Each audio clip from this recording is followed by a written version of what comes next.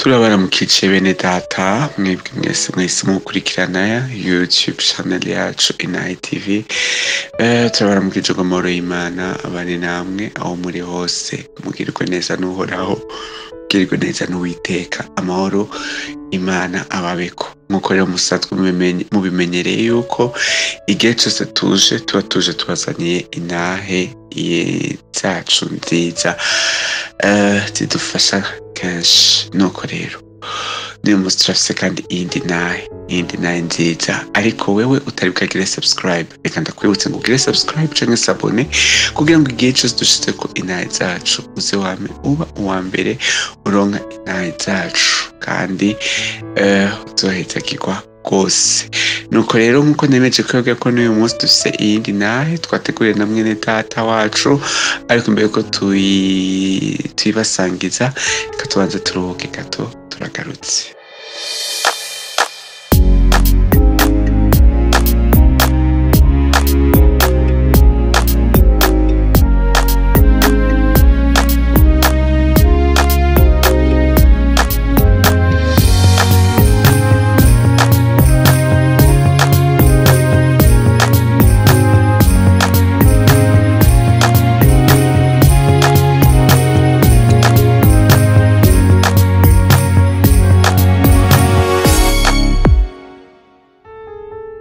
Ego, nkuko rero nemeje kwibabwira yuko ni umunsi dufise iyindi nahe ya mwene data.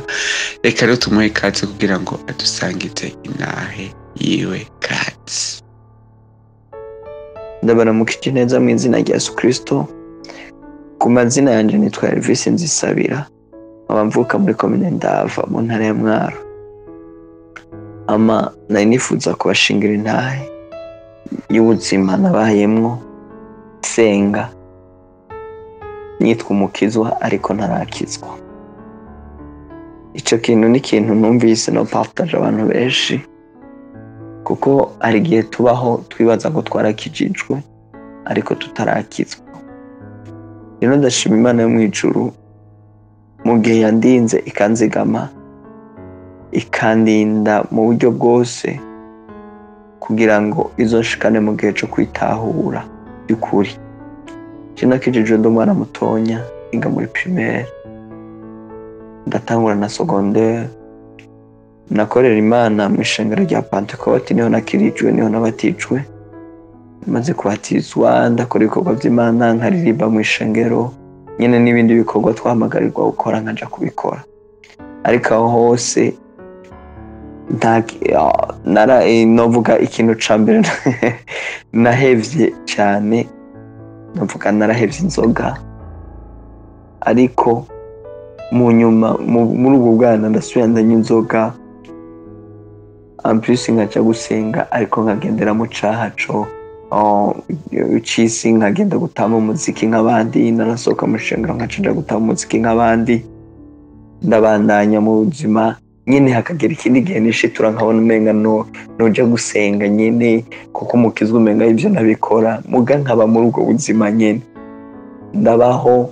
Mu nyuma ndava mu ishengero rya Pentecote nja muri Eglise Keso des Âmes, naho nyene ndakora ibikorwa vy'Imana nyene, nkabona naho numva ndahakunze, ko twaragirirwa amahirwe twaranatamba, ugatamba vraiment, ugatamba igisirimba n'ibindi vyose, nkumva umenga ivyo biramaze. Mugabo sinari bwumve vy'ukuri, sinumva ikintu, sinitahura naje muri jewe, sinzi ikintu bivuga. Ariko igihe kiragera, igihe kimwe ndabaho muri Eglise Keso des Âmes, Imana ingirira ubuntu, nditahura nyene vy'ukuri, ndamenya ico Imana yampamagariye. Kuko je nakijijwe, nababwiye ko nakijijwe ndi umwana mutonya, narasenga muga nta mpinduka. Umuvyeyi wanje haragera igihe akambwira uti, none wewe ko witwa ngo umukizwa ariko muga ntukizwe by'ukuri nyene. Nkumva nyene ukaja wumva ngo n'abana tuvukana bakambwira ngo wewe nta wewe, ngo we nturakizwa. Ivyo nkumva birambabaje, bikankora ku mutima wundi umwanya, kuko kugwana nagwana nk'abandi, gutukana nk'abandi. nta kimenyetso kiboneka co nta n'akantu katanaboneka ko ndumukizwa ariko muga muri ico gihe cyo kutamenya canje narishigikira ko ndumukizwa copinage nayikora nk'abandi umva ikintu cyose nyene naba mu buzima bubishe mugabo je nabona ko ari ubuzima buryoshe rero ndashima Imana yo mwijuru igihe kigeze ndibuka ko muri ico gihe nyene nari mw'ishengero rya Zode zame nyene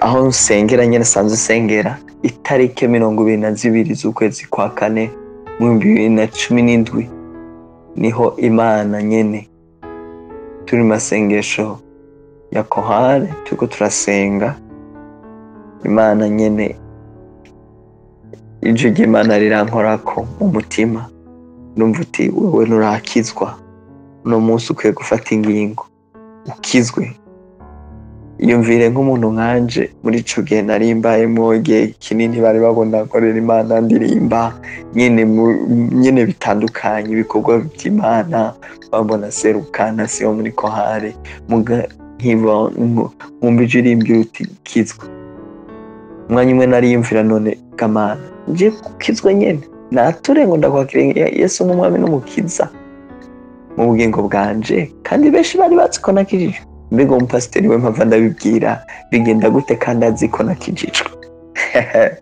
ariko ndashimira Imana yo mwijuru ije igaseruka by'ukuri ibije kandi ije Imana iyo rije kuri wewe riba rije uwo mwanya nyene akwigwanira birahera numva ashaka umukozi w'Imana ndahamagara umukozi w'Imana ndamwaturira ndamubwira uti je mbaye mw'ishengero ndaririmba muga nuko ndirimba ndacagendera muri copinage ndacagendera muri caresse ndacagendera mu bintu nyene bivumitse vy'ugwaruka maze acaranye mpakanya turaganira aransengera ndakira Yesu umwami n'umukiza mu bugingo bwanje ndibuka ko bico gihe nta kintu nk'ico novuga nk'ahantu nari mbohewe cyane hari ahantu ha copinage umva nyene umenga sinobaho ntafise umukopine sinobaho ntakora nyene ivyo twaba mu buja bwo kubana n'abantu muka kubonana muri uko kubonana mukaba muri mu caha ca karese nyene ivyaha bibabaje ariko nubwo hari igihe tuba ahantu ukamenga nubwo tutaryamana n'umukobwa mugije amajyanye tugira ngo umaze kwifuza gusa wowe wasambanye rero ndashima Imana yo mwijuru yangiriye neza uno munsi nkitahura nkamenya icondi nkamenya ico Imana yampamagariye indirimbo ivuga ngo Yesu ndacibuka umunsi mwiza nakwemereye ko yarangyoheye cyane kuko iyo ndirimbo maze kuyumva nanje narimvira none gamana jeho ndihe je nibukiki ni uwuhe munsi ntibagirwa ariko no munsi ndafise umunsi mwiza nemereye ko Imana itariki 22 z'ukwezi kwa kane mu 2017 niwe munsi ntibagirwa ku buzima bwanje niwe munsi nakira Yesu umwami n'umukiza mu bugingo bwanje kandi sindicuza ya nyota y'ubuhumbu yarashize ya nyota y'ubupfu naciye nihananje muri je Imana yaciye imishurira uburyo nogwanya ico caha arico kintu ngire ko mpanura ugwaruka guno munsi nkanje hari igihe tubaho twitwa ngo turabakizwa hari igihe tubaho twitwa ngo twarakijijwe ariko ako gakiza kacu mu ngeso zacu nikagaragare rero ndashima Imana ko yampaye ako gakiza kugira kaboneke ndamenya ivyo nokwirinda nagira amanoro ugwaruka guno munsi nimba twarakijijwe nimba tuzi yuko twakiriye Yesu umwami n'umukiza mu bugingo bwacu riko Yesu nyene tumugaragaze muri quartier tumugaragaze aho tuba tumugaragaze mu makohare tumugaragaze imbere y'abavyeyi jima Imana kuva ico gihe urumva ko abo tuvukana yaba n'abavyeyi bavuga uti wewe wakijijwe wewe ikiniki nkumva nyene ndi umwana shisha nkumva ndi umwana shisha abavyeyi nkumva ndi umwana shisha abo tuvukana ariko no munsi shima Imana kumenga nanje ndi muri bakuru nimba ari ikintu coba kiriko kirakorwa muri famiye bakamanuza bakavuga uti Elvis uko nuko bimeze uko bakambwira uti twashaka ukabona nyene ko bafise icizere c'umwana nyene afise ijambo mu muryango rero ndabishimira Imana yo mu ijuru. Rero ndahana urundi rwaruka, tubeho tuzi icyo twahamagariwe, tubeho tuzi icyo twahamagariwe, aho gakiza kacu ntitugapirate, tumenye gukorera Imana by'ukuri, tumenye kwamamaza izina rya Kristo uko bibereye. Imana yo mu ijuru ibaha umugisha. Yari Elvis ariko arabaganiriza.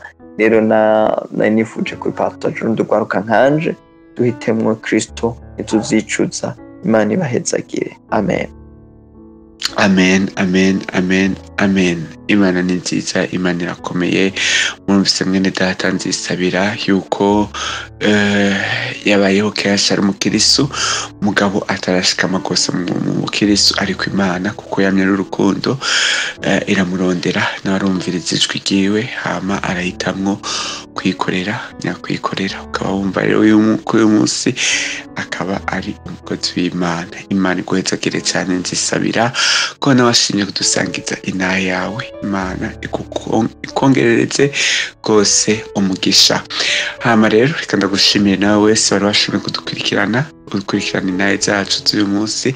Imana iguhezagire, ikugire neza, igire neza ibyawe, igire neza n'abawe.